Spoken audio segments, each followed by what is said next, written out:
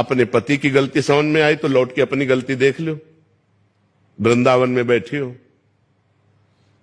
आप ऐसा नहीं कह सकती कि मेरे द्वारा गलती नहीं हुई, कोई भी नहीं कह सकता। इसलिए मुझे लगता है समस्या को सुलझाओ। हाँ, अगर गलती एक दूसरे की समझ में आ जाए तो आगे से गलती ना करो और संशय मत करो, प्यार बढ़ाओ। आप अपना इतना प्यार बढ़ाओ कि पीछे की गलतियां सब ढक जाएं।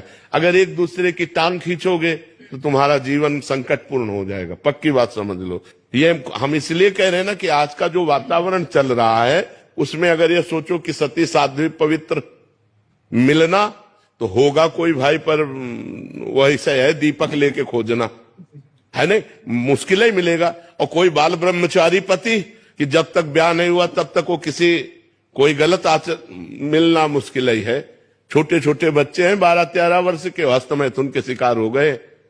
गंदी बात तो गंदी, अब मोबाइल हाथ में है, बड़े बड़े मोबाइल हाथ में, तो हर चीज सर्च करके वो गंदी सब बातें देख रहे हैं, गंदे आचरण देख रहे हैं। तो हमें लगता है कि गृहस्थी को संभालने के लिए और पति को प्यार करके ऐसा सुख संपादन करो कि तुम्हारी गृहस्थी न टूटने पावे, नहीं तो फिर कुछ दिनों बाद आपस में मनमुटाव बढ़कर फिर डिवोर्स वाली बात आ जाती है, फिर जीवन सब नष्ट हो जाता है, फिर नष्ट हो जाता है। इसलिए हमारी प्रार्थना है कि गलतियां सबसे होती हैं, क्षमा करना चाहिए अपने पति की गलतियों को या पत्नी की गलतियों को, और दोनों को प्यार से रह करके एक नया जीवन बनाना चाहिए। पूर्व के जीवन में मिट्टी डालो, जब से तुमने हाथ मिलाया तब से पवित्र जीवन करो, ना तुम किसी और पुरुष की तरफ देखो ना वो किसी और स्त्री की तरफ देखो, दोनों मिलकर जीवन निर्वाह करो, तब तो चल जाएगा। और अगर महाराज जी, अगर वो एक दूसरे जैसे ये हैं, पति नहीं सुधरना चाह रहे हैं, पत्नी नहीं सुधरना चाह रही है, हाँ, फिर वो दूसरा रास्ता हो गया।